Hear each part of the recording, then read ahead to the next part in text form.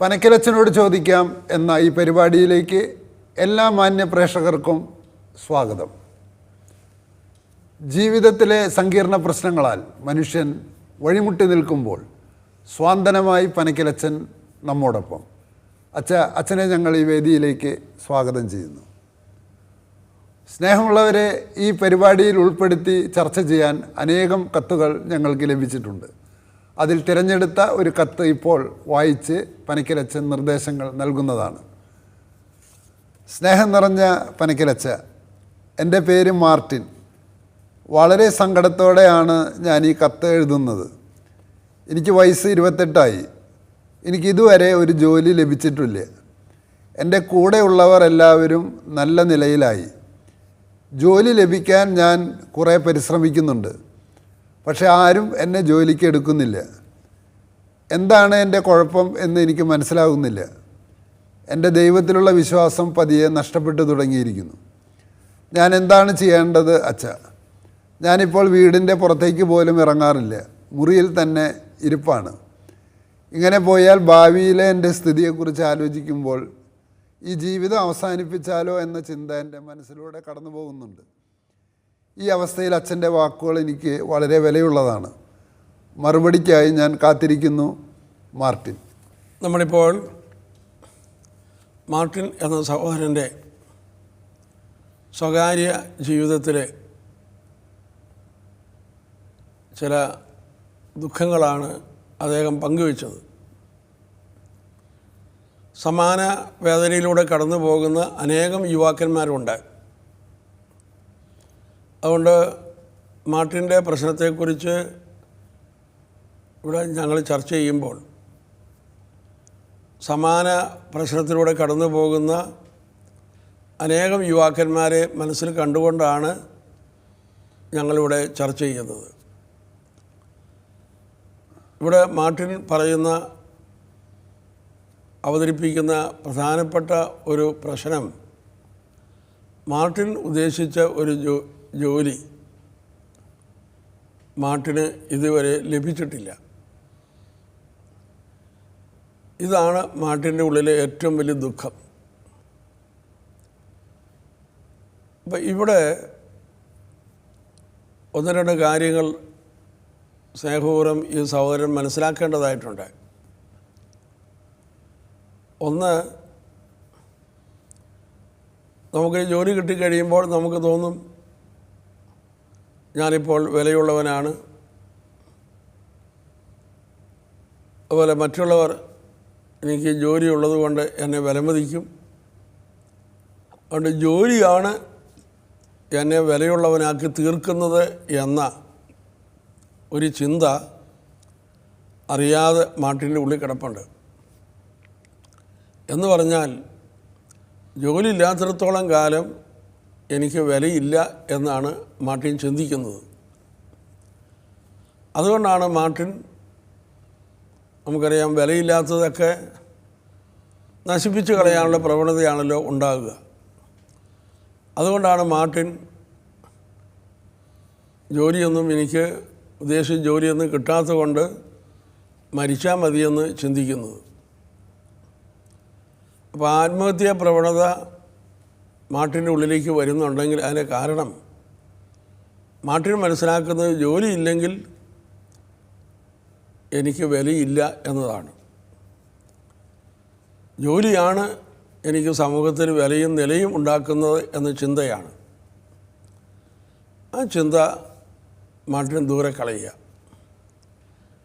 മാർട്ടിനെ ദൈവം ഒരു മനുഷ്യക്കുഞ്ഞായി ഭൂമിയിലേക്ക് ജനിപ്പിച്ച നിമിഷം തൊട്ട് ദൈവത്തിൻ്റെ മുമ്പിൽ മാർട്ടിൻ അളവില്ലാത്തവണ്ണം വിലയുള്ളവനാണ്.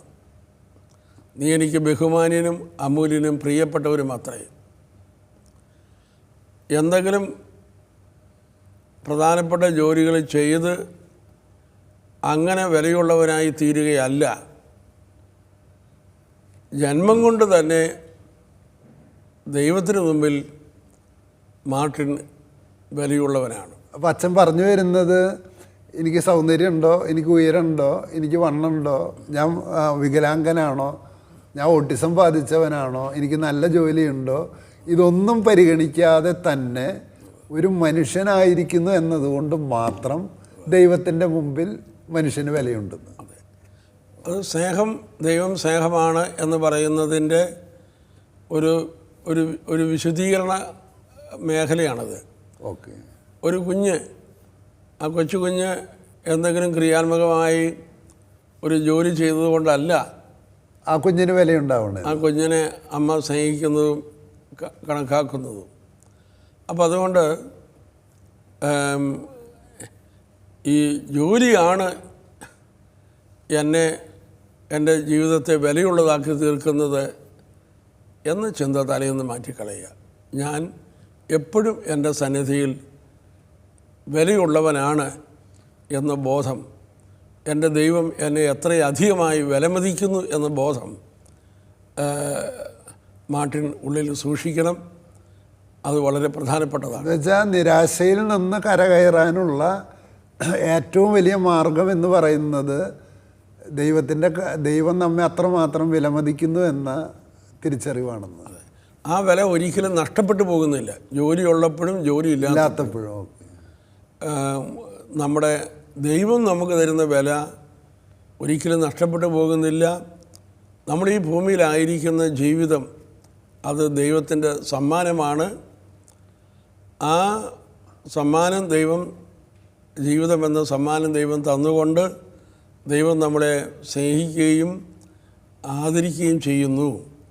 അതുകൊണ്ട് ഒരിക്കലും നമ്മുടെ ഉള്ളിൻ്റെ ഉള്ളിലേക്ക് ആത്മഹത്യ ചെയ്യണം, ജീവിക്കണ്ട എന്ന ചിന്ത ഒരിക്കലും നമ്മൾ കൊണ്ടുവരാൻ പാടില്ല. ആ ചിന്ത ഗൗരവമായ ഒരു പാപമാണ്. കാരണം ദൈവം നൽകിയ ആ ജീവൻ എന്തുമാത്രം വിലപ്പെട്ടതാണ്. ആ ജീവൻ നമ്മുടേതല്ല, ദൈവം തന്നതാണ്.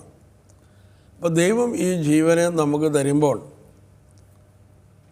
ദൈവം ആഗ്രഹിക്കുന്ന ചില ദൗത്യങ്ങൾ കൂടി അതിന് പിന്നിലുണ്ട്. ആ ദൈവം ആഗ്രഹിക്കുന്ന ദൗത്യം, ഇവിടെ ചെയ്തു തീർക്കേണ്ടതായ ജോലി ദൈവം സമയത്തിൻ്റെ പൂർണ്ണതയിൽ കുറേശ്ശെ വെളിപ്പെടുത്തും. അത് നമ്മൾ ഇന്ന ജോലി കിട്ടിയാലേ ഞാൻ ജീവിക്കുകയുള്ളൂ, എങ്കിൽ മാത്രമേ എനിക്കത് ചെയ്യാൻ പറ്റുകയുള്ളൂ എന്ന ചിന്ത തലേന്ന് കളയുക. അതായത് നല്ല തൊഴിലും മോശം തൊഴിലും ഇല്ല, എന്ന് തൊഴിലുള്ളൂ. അതെ. അപ്പോൾ ഇവിടെ ഈ മാർട്ടിൻ വേദനിക്കുന്നതിൻ്റെ കാരണം മറ്റുള്ളവരുമായി താരതമ്യപ്പെടുത്തി അവർക്കൊക്കെ ജോലിയുണ്ട്, എനിക്ക് ജോലിയില്ല.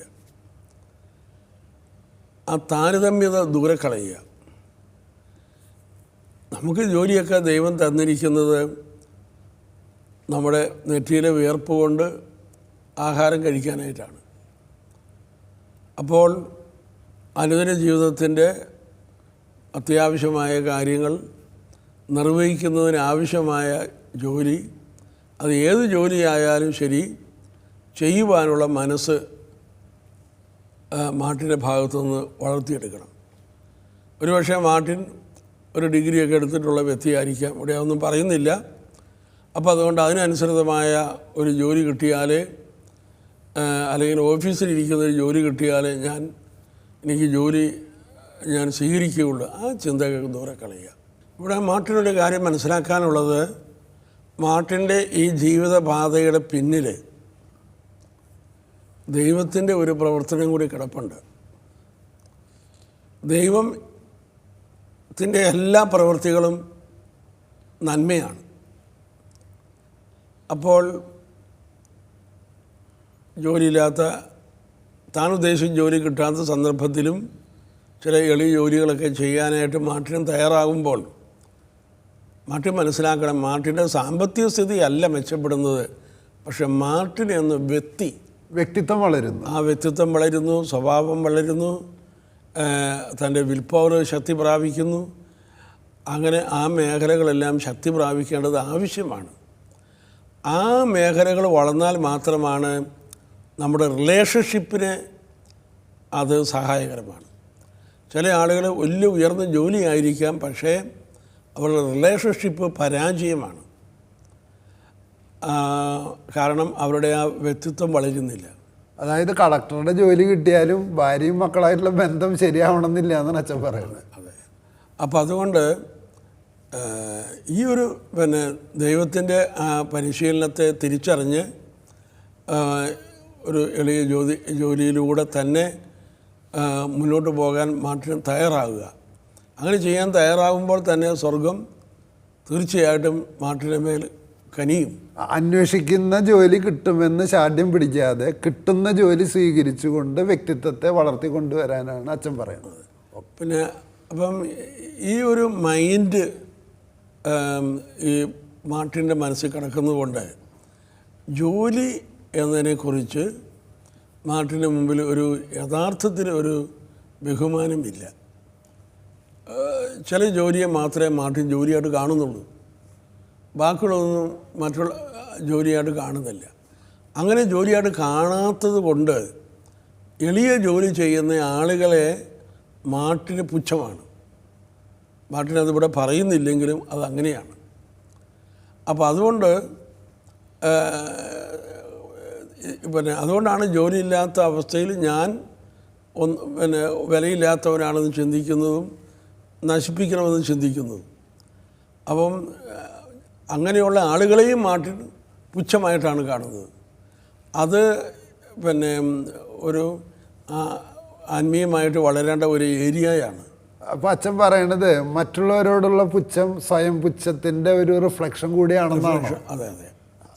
അതായത് ഇപ്പോൾ ഇത് ഒരു ഭയങ്കര തിരിച്ചറിവാണ്. ഇപ്പോൾ എനിക്ക് അച്ഛനോട് ദേഷ്യം ഉണ്ടെങ്കിൽ ഒപ്പം എനിക്ക് എന്നോട് ദേഷ്യം ഉണ്ടെന്ന് നമ്മുടെ ഉള്ളിലുള്ള ദേഷ്യം അത് മറ്റുള്ളവരുടെ പ്രവർത്തനങ്ങളിലൂടെ പുറത്തു വരുന്നതാണ്. അത്രയേ ഉള്ളൂ. അപ്പം അതിൻ്റെ ഉറവിടം ഇവിടെ തന്നെയാണ് കിടക്കുന്നത്. അപ്പോൾ ഏറ്റവും പ്രധാനപ്പെട്ട കാര്യം ഇപ്പോൾ എളിയ ജോലി ചെയ്യുന്നതിൽ സന്തോഷം കണ്ടെത്താൻ ശ്രമിക്കുന്ന ഒരാളാണെങ്കിൽ എളിയ ജോലി ചെയ്യുന്ന എല്ലാവരെയും ആ വ്യക്തി ബഹുമാനിക്കും. വീട്ടിലെ ജോലിക്കാരിയായാലും പറമ്പിലെ പണിക്കാരനാണെങ്കിലും അടുക്കളയിൽ ഹോട്ടൽ തൊഴിലാളിയാണെങ്കിലും ടാക്സി ഡ്രൈവറാണെങ്കിലും ഒക്കെ നമ്മൾ സ്നേഹിക്കാൻ തുടങ്ങണം. അതെ. ഈ കൊളോസസുകാർക്കിടെ ലേഖനത്തിൽ 3-ാം അധ്യായം 23-ാമത്തെ വാക്യം, നിങ്ങളുടെ ജോലി എന്തു തന്നെ ആയിരുന്നാലും മനുഷ്യനെ അല്ല ദൈവത്തെ സേവിക്കുന്നത് പോലെ ഹൃദയ പരമാർത്ഥതയോടെ ചെയ്യുവിൻ. നിങ്ങൾക്ക് പ്രതിഫലമായി കർത്താവിൽ നിന്ന് അവകാശം ലഭിക്കുമെന്ന് അറിഞ്ഞുകൊള്ളുവിൻ. അപ്പോൾ ഇവിടെ പറയുന്ന ഒരു പോയിൻ്റ്, ഏത് ജോലിയും ദൈവത്തിൻ്റെ കരങ്ങളിൽ നിന്ന് സ്വീകരിച്ചുകൊണ്ട് ഞാൻ ആ ജോലി ചെയ്യുമ്പോൾ ദൈവത്തെ മഹത്വപ്പെടുത്തുകയാണ് എന്ന് മനസ്സിലാക്കി നമ്മൾ ചെയ്യാൻ തുടങ്ങുമ്പോൾ ആ ജോലിയിൽ നിന്ന് നമുക്ക് ആനന്ദമുണ്ടാകും. ജോലി തരുന്ന ശമ്പളമോ അല്ലെങ്കിൽ ജോലിയുടെ ഏതരത്തിലുള്ള മാഹാത്മ്യമോ അല്ല നമുക്ക് യഥാർത്ഥത്തിൽ സന്തോഷം തരുന്നത്. നീ അത് ദൈവം മനുഷ്യനെ അല്ല, ഞാൻ ദൈവത്തെയാണ് ശുശ്രൂഷിക്കുന്നത് എന്ന ഒരു ഉൾക്കാഴ്ചയോടുകൂടി ആ ജോലി ചെയ്യാൻ തുടങ്ങുമ്പോൾ ലോകം തരാത്ത സന്തോഷം നമ്മുടെ ഉള്ളിൽ ഉണ്ടാകാൻ തുടങ്ങും. എനിക്ക് കോളേജിൽ ജോലി കിട്ടുമ്പോൾ കുണ്ടുകുളം പിതാവുണ്ടല്ലോ, എന്നോട് പറഞ്ഞു, മാഷേ ഇത് ഞാനല്ല മാഷ അപ്പോയിൻ്റ് ചെയ്യണത്, ദൈവമാണ് അപ്പോയിൻ്റ് ചെയ്യണത്. അപ്പോൾ അതുകൊണ്ട് ഇതിനെ ഒരു ദൈവവിളിയായിട്ട് കാണണം, വൊക്കേഷൻ. അപ്പോൾ ഇതൊരു ജോബല്ല, ഇതൊരു വൊക്കേഷനാണ്. ആ ജോലി കിട്ടിയ അന്ന് മുതൽ എനിക്ക് ആ പിതാവിൻ്റെ ആ വാചകം, അതായത് ദൈവത്തിന് വേണ്ടി ജോലി ചെയ്യുക, അതിൽ നിന്ന് ആത്മാർത്ഥത ഉണ്ടാവുള്ളൂ എന്നാണ് എനിക്ക് തോന്നുന്നത്. അപ്പോൾ ദൈവത്തെയാണ് ഞാൻ ശുശ്രൂഷിക്കുന്നതെന്ന് ചിന്ത വരുമ്പോൾ നമ്മുടെ ഉള്ളിൽ ദൈവികമായ സന്തോഷം ഉണ്ടാകാൻ തുടങ്ങും. അതല്ലെങ്കിൽ നമുക്ക് അതിൽ നിന്ന് കിട്ടുന്ന മാനുഷികമായ വേദനമുണ്ട്. ആ വേദനത്തിൻ്റെ വലിപ്പച്ചെറുപ്പമായിരിക്കും നമുക്ക് സന്തോഷത്തിൻ്റെ. അപ്പോൾ ഇച്ചിരി കഴിയുമ്പോൾ നമ്മുടെ ചിന്തയിൽ നമ്മളെക്കാൾ കൂടുതൽ വേദന കൈപ്പറ്റുന്ന ആളുകളെ കാണുമ്പോൾ നമ്മുടെ ഉള്ളിൽ വീണ്ടും ദുഃഖം വരും. വേദനമാണ് നമുക്ക് ജോലി തരുന്ന ആനന്ദം എന്നുള്ള ചിന്ത മാറ്റിയിട്ട് ആ വേതനത്തിനപ്പുറത്ത് ദൈവം തരുന്നൊരു വേതനമുണ്ട്. അതാണ് നിങ്ങൾക്ക് പ്രതിഫലമായി കർത്താവിൽ നിന്ന് അവകാശം ലഭിക്കുമെന്ന് അറിഞ്ഞുകൊള്ളുവിൻ. അപ്പം ഞാൻ എന്ത് ജോലി ചെയ്താലും ദൈവത്തിൽ നിന്ന് അതെനിക്കൊരു പ്രതിഫലം ദൈവം വെച്ചിട്ടുണ്ട്. ഈ ഒരു കാര്യം മാർട്ടിൻ്റെ ഉള്ളിലേക്ക് വരുമ്പോൾ മാർട്ടിൻ്റെ ജീവിതത്തിന് ഒരു മീനിങ് ഉണ്ടാകുന്നു. അത് മാർട്ടിൻ്റെ ഉള്ളിൽ വലിയ സന്തോഷമുണ്ടാകുന്നു. അത് ജീവിതത്തെ കൂടുതൽ അർത്ഥവത്തായി മുന്നോട്ട് നയിക്കാൻ സഹായിക്കുകയും ചെയ്യും. അത് ആ ഒരു അനുഭവം ഉണ്ടായിക്കഴിഞ്ഞാൽ നമ്മുടെ ശമ്പളത്തിൻ്റെ കൂടുതൽ കുറവൊന്നും നമ്മുടെ ജീവിതത്തിൽ ഒരസ്വസ്ഥത ഉണ്ടാക്കുകയില്ല. നമുക്കറിയാം, ഇന്ന് ഭൂമിയിൽ എല്ലായിടത്തും ഉണ്ടാകുന്ന ഏറ്റവും വലിയ സമരം കൂലിക്ക് വേണ്ടിയുള്ള സമരമാണ്. തീർച്ചയായിട്ടും. അതായത് ഈ തൊഴിലിൻ്റെ പ്രശ്നം പറഞ്ഞ പച്ച, ഒന്ന് തൊഴിൽ ലഭിക്കാത്തവർ, രണ്ട് തൊഴിലിൻ്റെ മേഖലയിലുള്ള സമ്മർദ്ദമില്ലേ അത് സഹിക്കാൻ പറ്റാതെ ഉപേക്ഷിക്കുന്നവരും ആത്മഹത്യ ചെയ്യുന്നവരും, മൂന്ന് എന്നാണോ പിരിച്ചുവിടുക എന്നറിയാത്ത അവസ്ഥയിലുള്ള തൊഴിലാളികൾ. ഇപ്പോൾ ഈ അസംഘടിത തൊഴിലാളികൾക്കാണെങ്കിൽ അവർക്ക് ഇന്നത്തെ വരുമാനം അവർക്ക് അറിയില്ല കിട്ടുക എന്നുള്ളത്. അപ്പം അങ്ങനെയുള്ള ഏറ്റവും വേദനാജനകമായ ഒരു മേഖലയെക്കുറിച്ചാണ് വിശുദ്ധ പൗലോസ് നമ്മളെ തന്നെ സ്ഥിരപ്പെടുത്താനുള്ള ഒരു സന്ദേശം നമുക്ക് നൽകിയിട്ടുള്ളത്. അപ്പോൾ അതുകൊണ്ട് ഈ ഏറ്റവും ചെറിയ ജോലിയാണെങ്കിലും അത് ദൈവത്തിന് വേണ്ടി എന്ന നിലയിൽ നിർവഹിച്ച് ദൈവം തരുന്ന അവകാശം, സന്തോഷവും ഒന്ന് സ്വീകരിച്ച് വളരാൻ ശ്രമിച്ചാൽ അതോടുകൂടി മാർട്ടിൻ്റെ ജീവിതത്തിൽ വളരെയധികം അനുഗ്രഹീതമായൊരു ജീവിതമായി മാറും എന്ന് പറഞ്ഞാൽ മുറിയുടെ പുറത്തിറങ്ങാൻ അച്ഛൻ പറയണപ്പോൾ മാർട്ടിൽ തന്നെ അറിയാതെ തന്നെ മറ്റുള്ളവരുമായുള്ള കമ്പാരിസൺ ഒരു സ്വഭാവമായി മാറിയിട്ടുണ്ട്. അവർക്കൊക്കെ ജോലിയുണ്ട്, എനിക്ക് ജോലിയില്ല. അതുകൊണ്ട് അതിൻ്റെ കാരണമായി നിൽക്കുന്ന ആ സംഘർഷ ചിന്തകളൊക്കെ മാറ്റി എല്ലാം ദൈവ കൈകളിൽ നിന്ന് സ്വീകരിച്ചുകൊണ്ട് ദൈവമഹത്വത്തിനായി ചെയ്യാൻ കഴിയുന്ന ഒരു ആത്മീയ പരിശീലനം ഈ വിപരീത സാഹചര്യത്തിലൂടെ ദൈവം മാർട്ടിന് നൽകുന്നു എന്ന് മനസ്സിലാക്കുക. സ്നേഹമുള്ളവരെ, മാർട്ടിൻ്റെ വേദന ഇന്ന് യുവജനങ്ങളിലെ വലിയൊരു ശതമാനം പേരുടെ വേദനയാണ്. അവരിന്ത്യയിലുള്ളവരാകട്ടെ, ജോലിക്ക് വേണ്ടി വിദേശത്തേക്ക് കുടിയേറിയവരാകട്ടെ, പലപ്പോഴും തൊഴിൽ ലഭിക്കാതെ വരികയും ഉള്ള തൊഴിലിൽ സംതൃപ്തിപ്പെടാതെ വരികയും ചെയ്യുന്ന ഒരവസ്ഥയിലൂടെ കടന്നു പോവുകയാണ്, ജീവിതത്തിൻ്റെ രണ്ടറ്റവും മുട്ടിക്കാതെ. അവർക്കായുള്ള ആദ്യത്തെ സന്ദേശം അച്ഛൻ്റെ ഇതാണ്: ആദ്യമേ തന്നെ നമ്മുടെ വ്യക്തിത്വത്തെ ഉറപ്പിച്ച് നിർത്തുന്ന ഒരു പാറ. കർത്താവ് പറഞ്ഞില്ലേ, പാറയിൽ ഭവനം പണിതവൻ്റെ ഭവനത്തിനെ കൊടുങ്കാറ്റിന് നശിപ്പിക്കാൻ പറ്റില്ല. ആ പാറ എന്താണ്? എനിക്ക് ജോലിയുണ്ടെങ്കിലും ജോലിയില്ലെങ്കിലും, സൗന്ദര്യമില്ലെങ്കിലും സൗന്ദര്യമുണ്ടെങ്കിലും, വിദ്യാഭ്യാസമുണ്ടെങ്കിലും വിദ്യാഭ്യാസമില്ലെങ്കിലും, പൂർണ്ണ ആരോഗ്യമുണ്ടെങ്കിലും പൂർണ്ണ ആരോഗ്യമില്ലെങ്കിലും, ദൈവത്തിൻ്റെ നിന്നോടുള്ള വില എന്ന് പറയുന്നത് അനന്തമാണ്, അനന്യമാണ്. അപ്പോൾ എന്നെ വിലമതിക്കുന്ന ദൈവം, നിന്നെ അമ്മയുടെ ഉദരത്തിൽ ഉരുവാകുന്നതിന് മുൻപ് നിന്നെ സ്നേഹിച്ച ആ ദൈവം, ആ സ്നേഹത്തിൽ നങ്കൂരം ഉറപ്പിക്കാനാണ് ആദ്യം അച്ഛൻ നിർദ്ദേശിക്കുന്നത്. രണ്ടാമത്തെ കാര്യം, ഒരു തൊഴിലെന്ന് പറഞ്ഞാൽ അതിലൂടെ കിട്ടുന്ന വരുമാനത്തേക്കാൾ ഉപരി നമ്മൾ ആദ്യമേ തന്നെ സ്വന്തമാക്കേണ്ടത് ഒരു തൊഴിൽ ചെയ്യുന്നതിലൂടെ നാം നമ്മെ തന്നെ വളർത്തുകയാണ്. പലരുടെയും വിചാരം ഒരു കൊശവൻ കളിമണ്ണ് കൊണ്ട് കുടമുണ്ടാക്കുമ്പോൾ മണ്ണിനെയാണ് മാറ്റുന്നതെന്ന്. അതെ, അവൻ മണ്ണിനെ കുടമായി മാറ്റുന്നതിനോടൊപ്പം തന്നെ അവൻ്റെ ഉള്ളിൽ വളർച്ച സംഭവിക്കുന്നുണ്ട്. അതാണ് അച്ഛൻ പറഞ്ഞു തന്നത്. ഓരോ തൊഴിലിലൂടെയും വ്യക്തിത്വത്തെ രൂപാന്തരപ്പെടുത്തിക്കൊണ്ടിരിക്കുകയാണ്, നമ്മൾ വളരുകയാണ്.